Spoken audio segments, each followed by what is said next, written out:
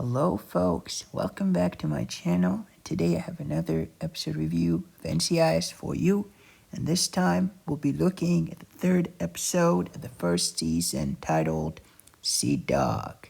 The episode originally aired on October 7, 2003 on CBS. It was directed by Bradford May and written by Donald P. Belisario, as well as Don McGill and John C. Kelly. In this episode, the NCIS team is going to be investigating the death of a U.S. Navy commander and who went by the nickname Seadog, hence the title of the episode, I guess. And basically, his dead body washed up on a North Virginia beach, and basically there might be a connection between his death, his killing, and some drug dealers, right?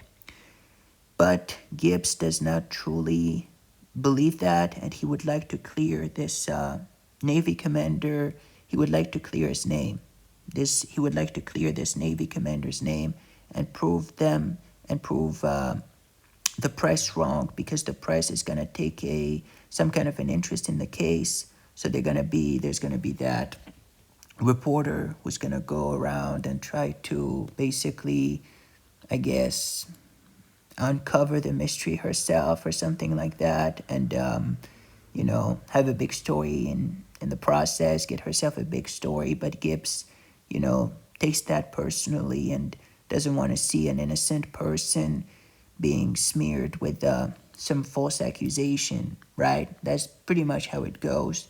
So their investigation is going to lead them to a bunch of different places, to some drug dealers too, right? And yes, to some pretty dark, I guess you could say, to a pretty dark place, right?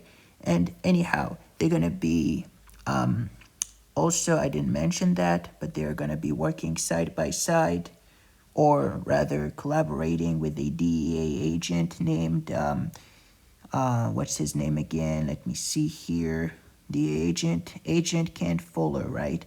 Who was played by William R. Moses, right?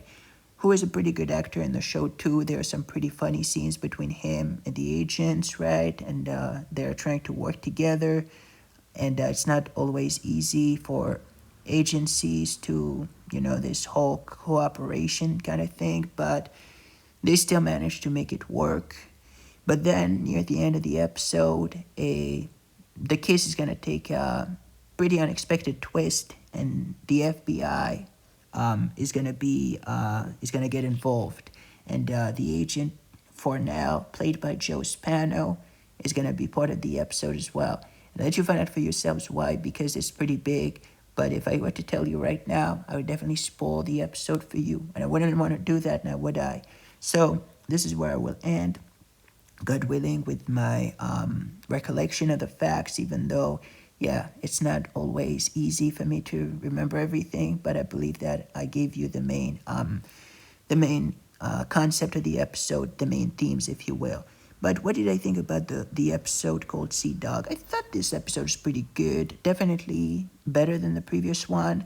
The previous one was good, but this one had a better kind of plot, in my opinion, with this whole possible drug dealing, gone bad kind of thing, the whole boat, the whole washing ashore with the buddy at the beginning, especially with you have beautiful scenery with the beach, and Ducky, the medical examiner, gets angry at some point, gets a little heated. It was pretty funny to see that too, to have this kind of, to have this good doctor being a little bit rattled, I guess. So it was pretty funny too. There are some pretty funny scenes too. Also, when Fornell sees Kate, he tells her something like, "You joined the Cowboys," or referring to NCIS. Since Kate is now an NCIS agent, it was pretty funny too. And yes, it was a pretty good episode in terms of interagency cooperation, I guess you could say, right? Whatever that means, just popped out in my mind. I hope it's It's accurate to say this for this episode at hand, right? It's accurate. But yeah, this episode was pretty good in my opinion. Seadog was a pretty interesting episode with, like I said, good kind of case and also some good actors and actresses. So I named a few already, like Joe Spano, William R. Moses, and we have Gregory Itzin, who plays Director Charlie.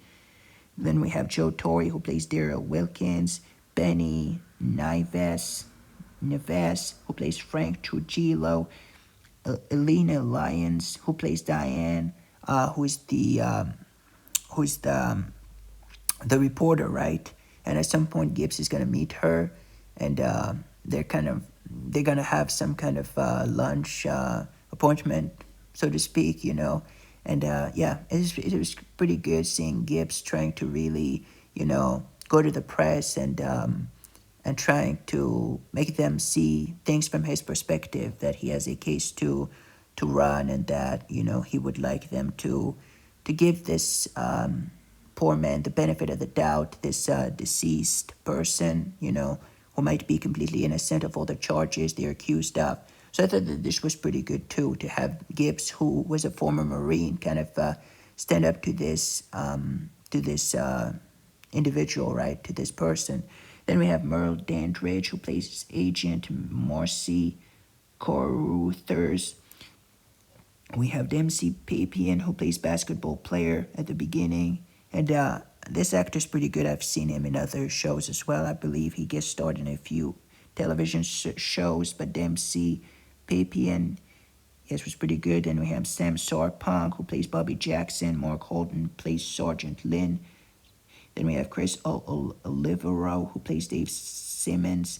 We have Pancho Demings, and who plays Joel Jackson. And finally, we have Emily D. Raven, who plays Nancy. Yeah, and yeah, all of them were pretty good, and I really enjoyed their work in the show, and especially, yeah, at some point Gibbs is gonna be going to that kind of basketball court, that doesn't have any light, and he's gonna kind of make tell the people playing there, so these two actors, the basketball players, the two of them there, and he's gonna have some kind of a proposal, I guess you could say, some kind of an offer to make, right? A proposal, and eventually something happens in this regard, but I'll let you find out for yourselves. But yeah, I really enjoyed this episode. Seadog, really good, and it's pretty cute too, right? Seadog, as the title of the episode, and obviously this because of the nickname. But I thought that this was pretty good, and there are some pretty funny scenes also with Tony, and the DEA agent, right? There are some pretty interesting, funny scenes as well, especially at some point with the searching dog, a German Shepherd, and something about their name. I'll let you find out for yourselves what it is, but I think that it added some kind of humor to it. But yeah, like I said, Seadog is a pretty good episode. So if I were to rate this episode on a scale from 1 to 10, I'd definitely give it an 8 out of 10. It was pretty good in my opinion. Really enjoyed the whole concept, really enjoyed how it goes. And yeah, near the end, there's going to be a shocking discovery and rather unexpected twist, you might say. But isn't it part of the show to kind of take us in one direction and then all of a sudden pull a 180 or something like that, and then you go to a completely different direction? That's what I like about this show, how unexpected, how unpredictable it can be. So 8 out of 10 for me for this episode, this third episode of the first season named Seadog. Yeah, so that's pretty much it for this review. 8 out of 10, as I said. So what about you folks? What did you think about the third episode of the first season, Seadog? Did you like it? Did you hate it? Did you enjoy it? Did you not? Let me know in the comment section down below. We'd really like to hear about your thoughts and views on this episode and the TV show in general. And I'm sure it's going to be a lot of fun reviewing it since I'm a big fan of it. And yeah, it's pretty awesome. And I didn't mention, but during the first season, NCIS was actually called Navy NCIS, and you can see that from the opening credits. Just wanted to share that with you. So that's it for this review. Thank you for watching, and I'll see you on the next review, God willing, for another episode. In the meantime, folks, stay safe, goodbye, and take care. This is the World of TV Show signing off.